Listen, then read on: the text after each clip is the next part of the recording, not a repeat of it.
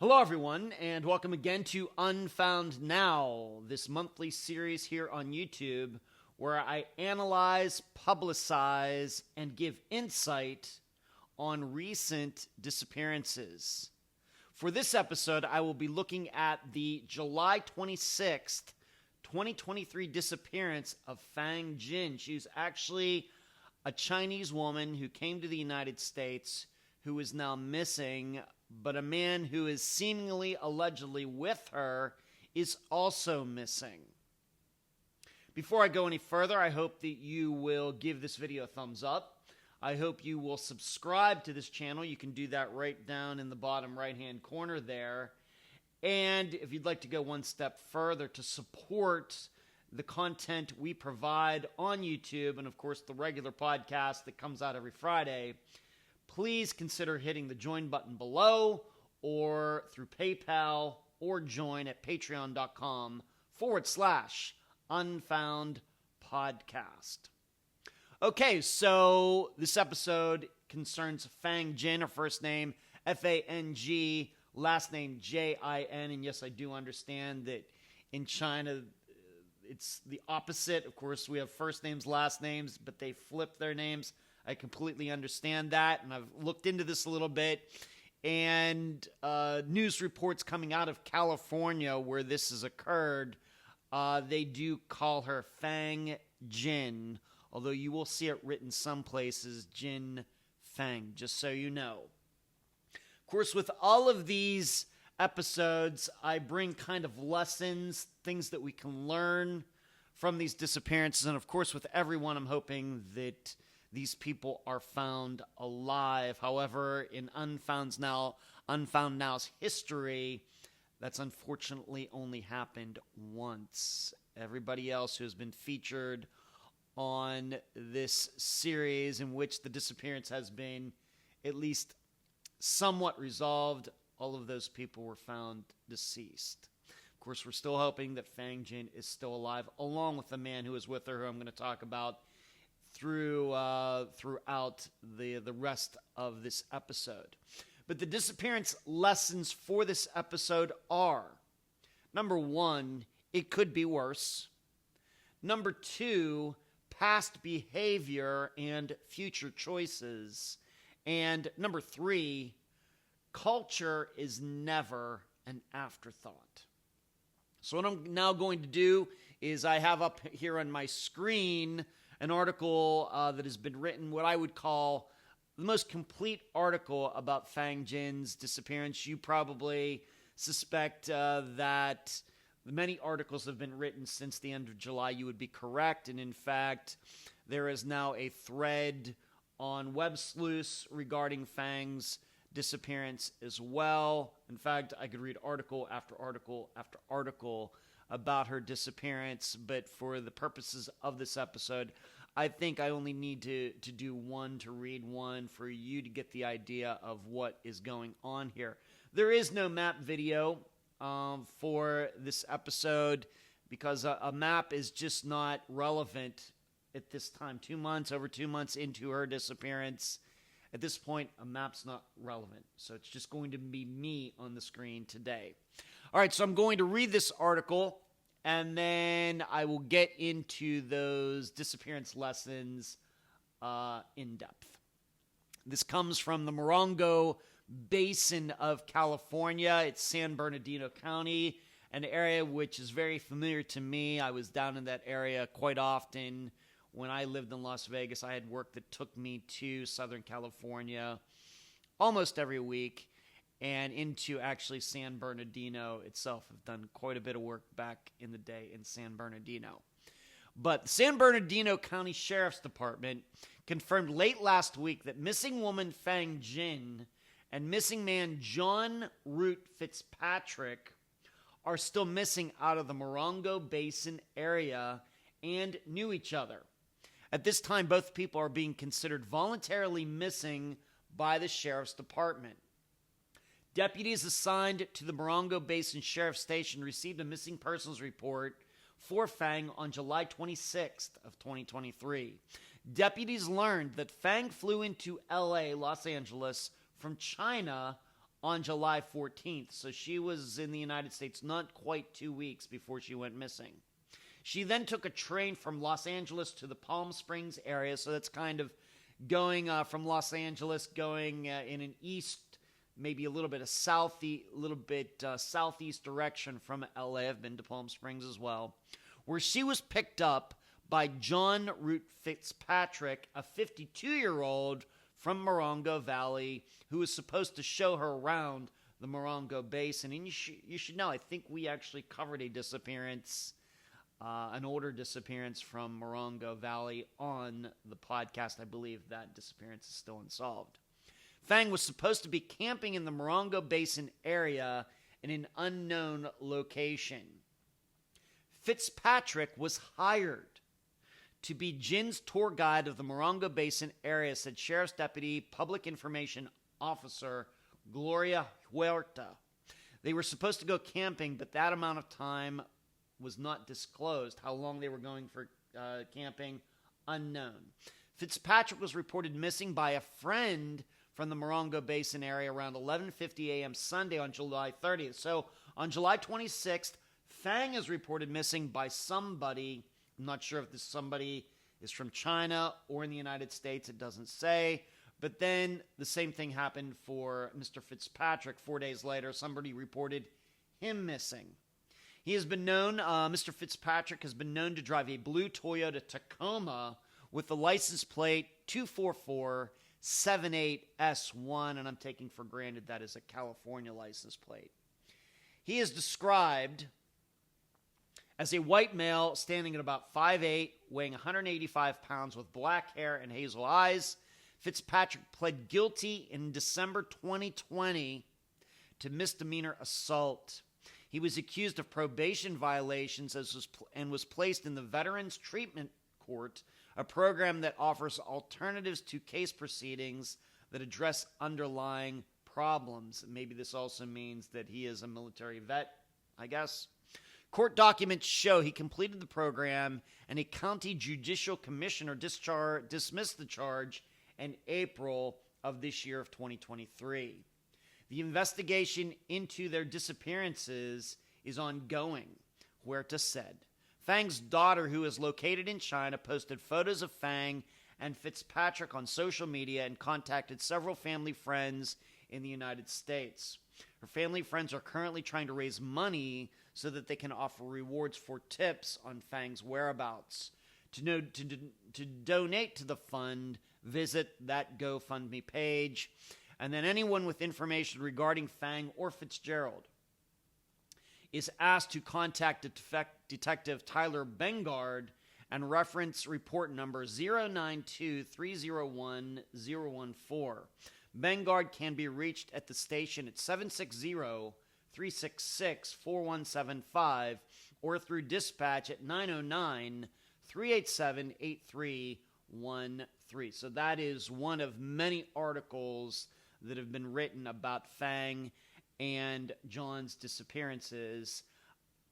They're all about the same. This one is, this article is maybe a month and a half old, something like that. But I looked at recent articles that have been written just within the last couple weeks. Really nothing different. A lot of theorizing on Web Sleuths and other places. But as far as factual information, really since they went missing at the end of July, nothing has changed.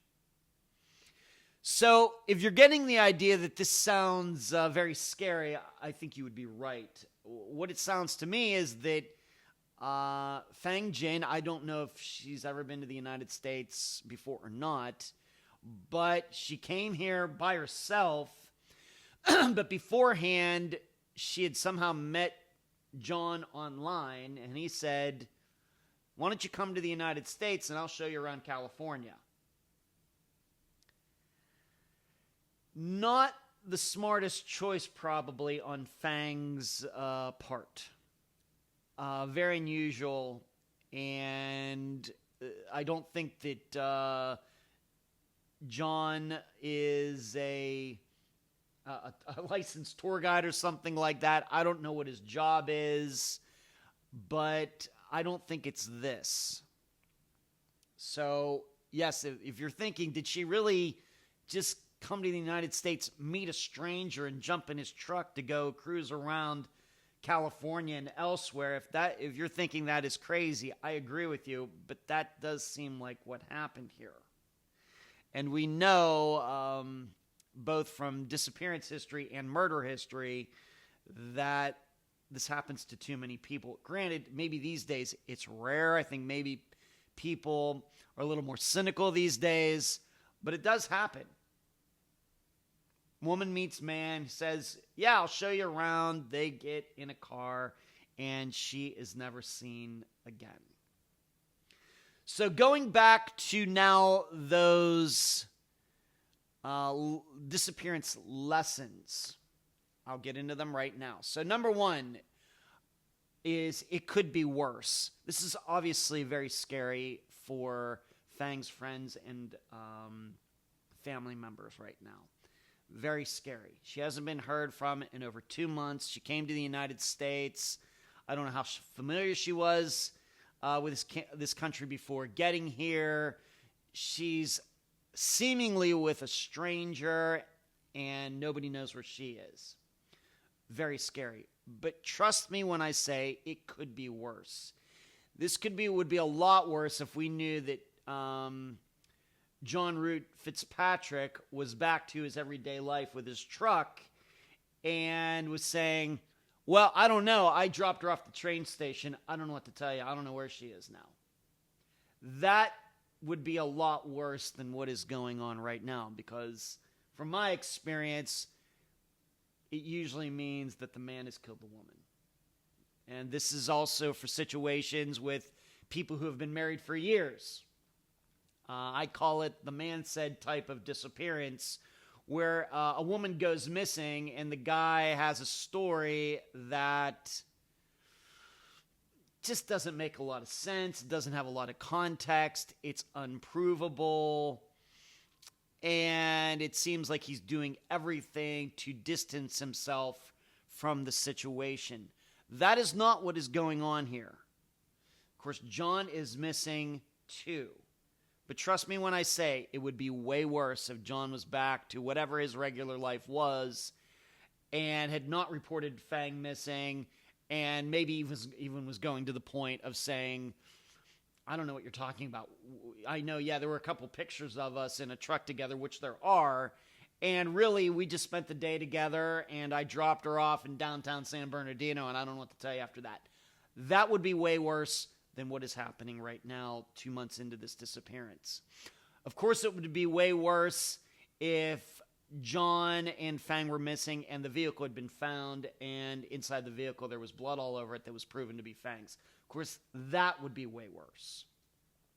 It would also be way worse if John Root Fitzpatrick could somehow be connected to other missing women, and at least to this point, a couple months in, I see no facts regarding that. This would all be way worse than the situation is right now, even though the current situation is very scary too. And we do have some examples of this from Unfound's history, from the podcast that I do that comes out every Friday. We've covered, 306 disappearances at this point, over 7 years into the podcast. For example, Patsy Action, who went missing right here where I live in Clearwater, Florida, back in 1979. She was out with friends, seemingly left a hotel bar all by herself. A couple days later, her car was found, blood all over the inside of it. It was proven to be her blood. She is still missing over 40 years later. That situation, way worse than the current situation with Fang's disappearance, even though, I'm going to say it one more time, Fang's disappearance also very suspicious and scary at this point as well. Susie Lyle, with her disappearance, she was coming home from work on a bus, and she had about a 200-yard walk from the bus stop to her dorm at the University of, was it Albany or University of New York at Albany, and she never made it back to her dorm, and later her name tag was found in the parking lot. That is worse than currently what we're experiencing here with Fang and John's disappearances. And then we have the disappearance of Christian Balky Thompson, in which he went missing with a woman, and she reappeared. He and his car were missing, and then it was found that some other guy had tried to torch Christian's car. So we try at Unfound to keep these disappearances in context. We have to understand there are different levels of suspiciousness, of scariness, and, if I was putting Fangs on a 1 to 10, certainly it would be up around an 8. But those ones that I just mentioned are 9s, if not 10s. So I'm still hoping that something I think we have to keep in mind regarding Fang Jin, and this I'm going to get this probably into this a little bit more in number 3, but given what has been going on in China the last couple years, there are a lot of people who are wanting to leave that country and never go back. And I have to admit that this is something that's in the back of my mind, that it sounds like John does have, to read it again from the article, misdemeanor assault. That doesn't sound good, but we don't know the context of it. Some probation violations. On the other hand, it may have nothing to do with any of that.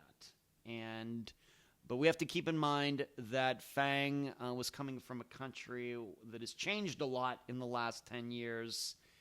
And I see the stories. People coming here from China, maybe for work or for vacations and things, and then they stay here. And the U.S. government has a tough time tracking these people down. This is no different than other people coming from other countries that are worse off in the United States as well. Maybe the Chinese people, Chinese travelers don't get as much attention, maybe. Something that's on my mind. All right, next point, number 2. Past behavior, future choices. John Root Fitzpatrick, as I read in the article, a checkered history.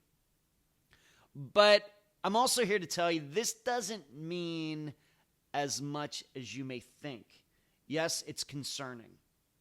Yes, it would be nice if it were to turn out that we want John, of course, and Fang to be found alive. And we want to hope that John has not harmed Fang in any way. And certainly might even hope that John's found and he said, oh yeah, Fang decided she wanted to stay here and doesn't want to go back to China, so we were kind of trying to keep it on the down low, but here is where she is, and here's her phone number, and they track Fang down, and it turns out, yes, she really is hiding out in the United States. It's certainly possible. There are Americans who are helping other non-Americans stay here, I guess we would say illegally. This is happening all the time.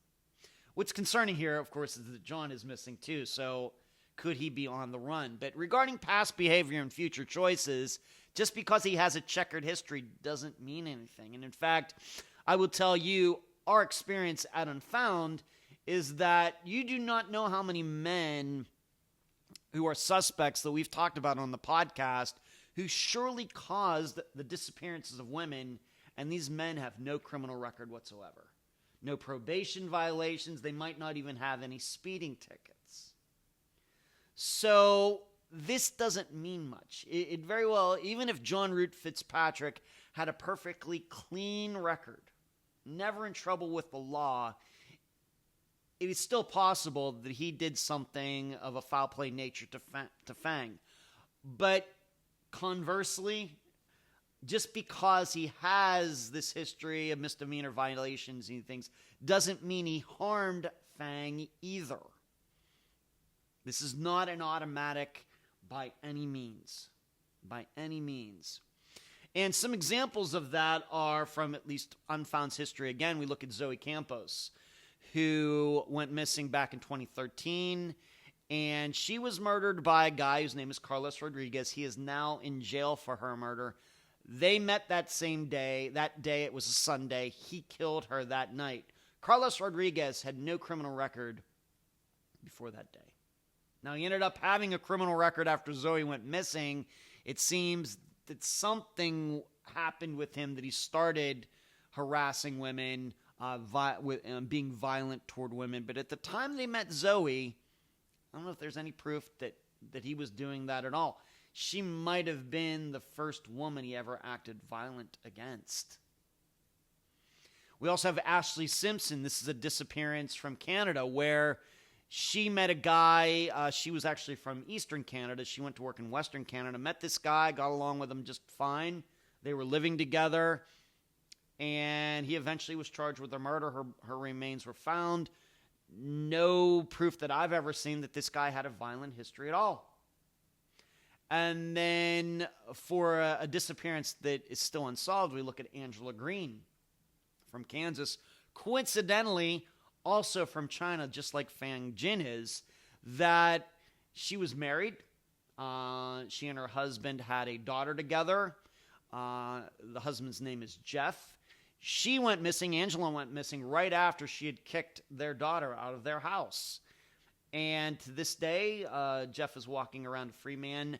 No criminal charges ever against him before Angela's disappearance or after Angela's disappearance. But he is told, after Angela went missing, he told some of the most bizarre stories that you're ever going to hear in a disappearance ever. So going back to John Root Fitzpatrick, just because he has some charges against him really doesn't mean anything. So that's why it's called past behavior, future choices. Just because somebody has past bad behavior does not mean they're going to make those choices now. And then number 3, the lesson I think we need to think about for the disappearances of Fang Jin and John Root Fitzpatrick is culture is never an afterthought. When we think about disappearances, we have to remember that in the United States, the way we look at disappearances from a news point of view, and too many, of course, people look at them from an entertainment point of view, how they are investigated, how they are covered, the way they are treated as they get older and older and older, and unsolved, is different than the way other countries handle that. And in fact, we know there are countries in this world where it is common practice for governments to disappear their citizens. And coincidentally, China is one of those countries, as is North Korea and some Middle Eastern countries, on and on. Many, many, many countries do this on a regular basis. Now, what's interesting to me about Fang Jin's disappearance is that as an American, my perception is that the rest of the world thinks that the U.S. is a violent country. Is it? A little bit. You have 300-some million people here. It stands to reason, and you have all the freedoms that we do. And despite what some conspiracy theorists might think, most people are not being tracked or anything. That gives the opportunity for people to commit a lot of crimes.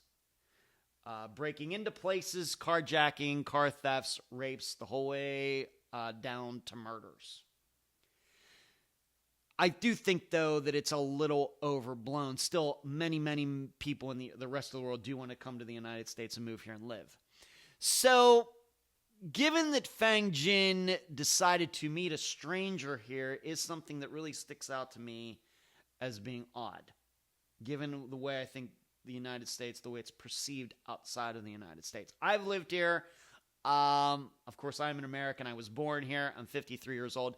I can tell you, I do not feel unsafe here, despite knowing what the crime statistics are.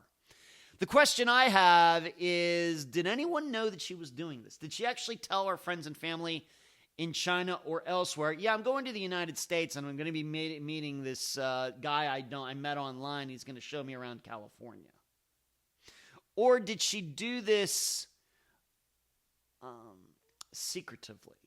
If she did it secretively, I think going back to something I said, I think we have to be open to the idea that this was some sort of planned disappearance. Of course, if she did meet it and mention it to people, I don't know how these people didn't talk her out of it. Maybe they tried to and they couldn't. Even for me, I think about it, I wouldn't even meet a woman in some city to be shown around. If I were to meet a woman, and I don't do this at all, but if I were to meet some stranger, a woman online who said, yeah, come to this city and I'll show you around, I'm not doing that. I don't care how nice she seems and everything else. It just sounds shady to me. So, did Fang totally understand what she was doing? Would have to know more about her to really determine that.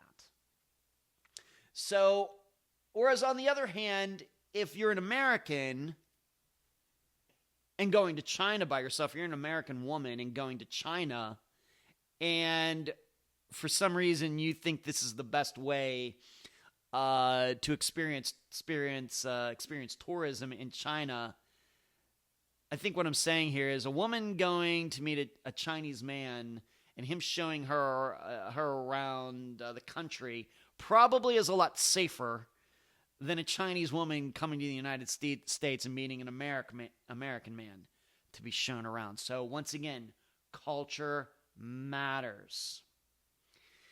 Even from city to city in the United States, the way we Americans look at disappearances in urban areas is different than in rural areas. Of course, in the urban areas of the United States, they have a much different attitude towards strangers than small towns. Of course, in small towns, everybody knows everybody. That doesn't mean disappearances can't happen, but everybody is usually up in everybody's business in smaller towns. Whereas in urban areas, everybody's just minding their own business. They got the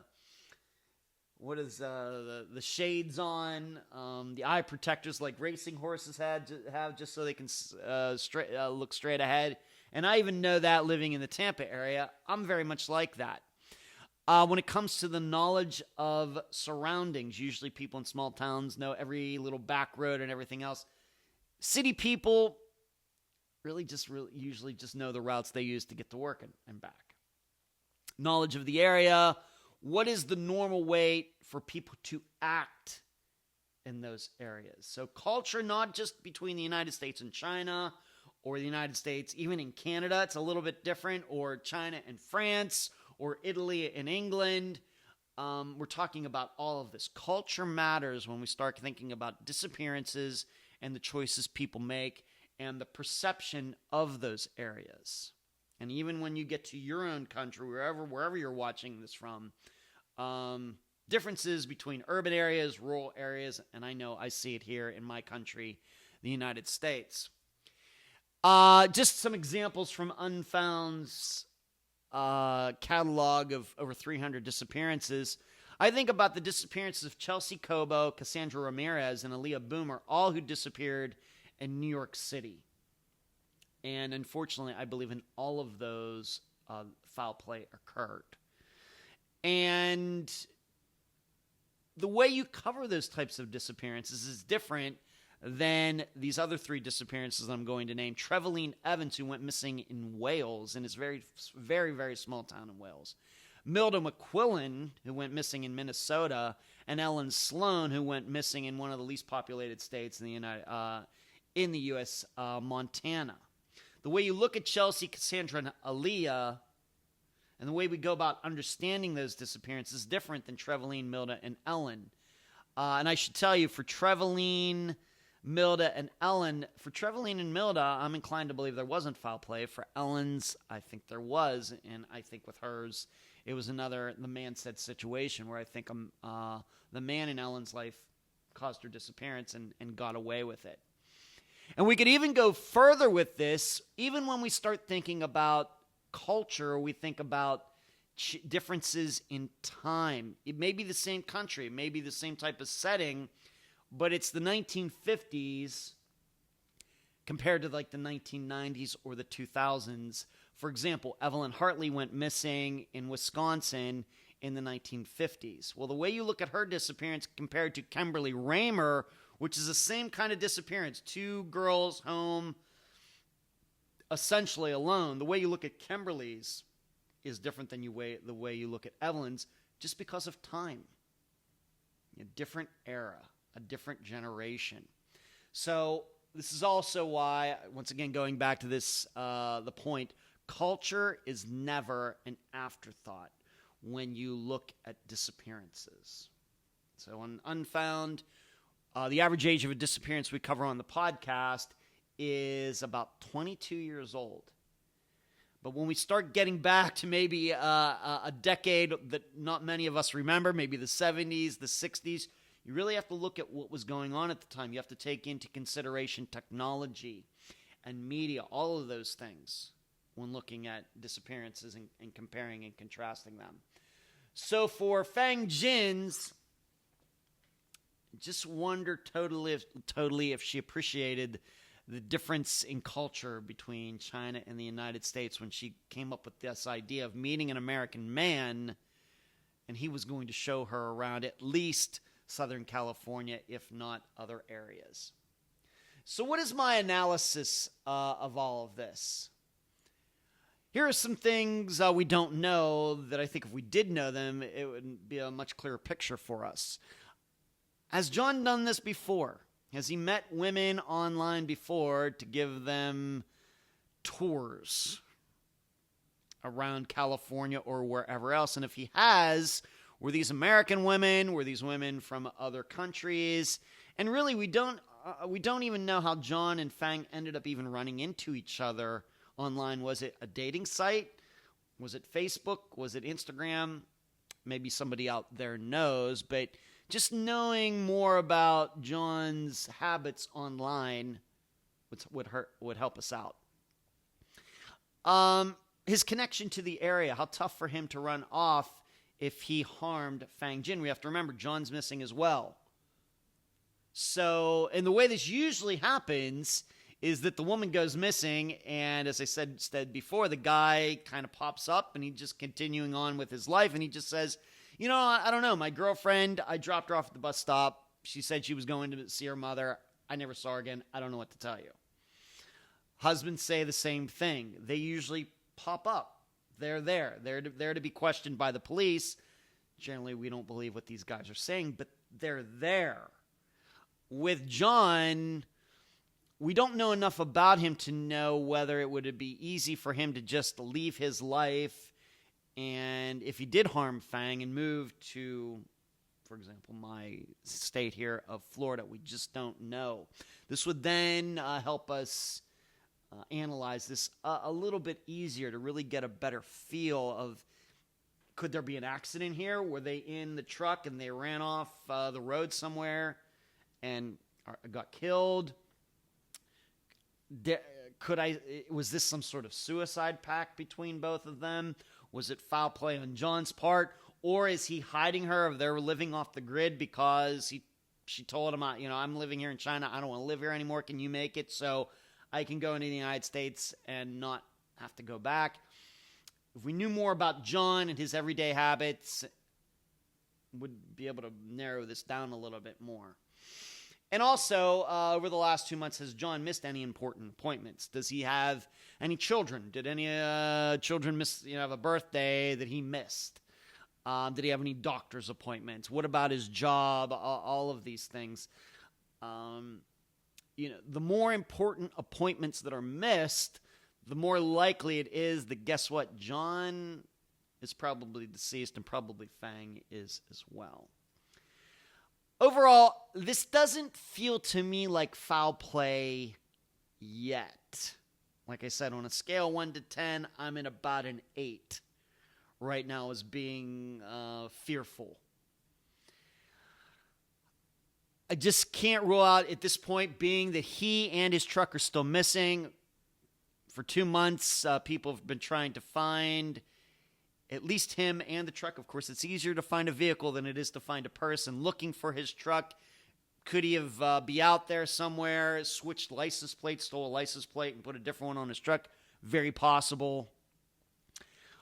But we just can't, at this point, rule out the idea that Fang Jin didn't want to go back to China. I realize if any of her friends and family are watching this, they may be offended by that. But this does happen in the United States. People are coming here and not going back to wherever they're from all the time.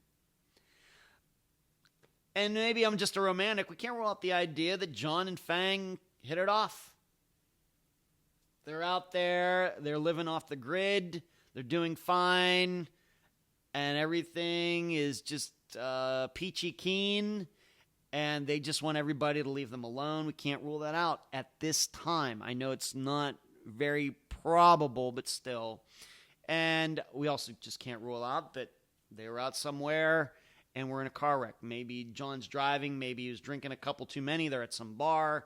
He's drinking and driving. They ran off and wrecked and got killed. And just nobody has come across their vehicle yet. And we have to remember, just because they started in California does not mean they went missing in California. Very well may be they went to Nevada or Arizona, New Mexico. Having been all over those states, a lot of empty area out there.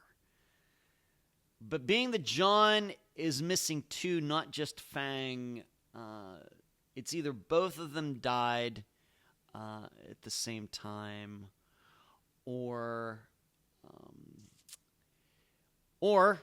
he killed her and has managed to stay off the grid because he knows he did something and doesn't want to get caught. But I will tell you that's very, very rare.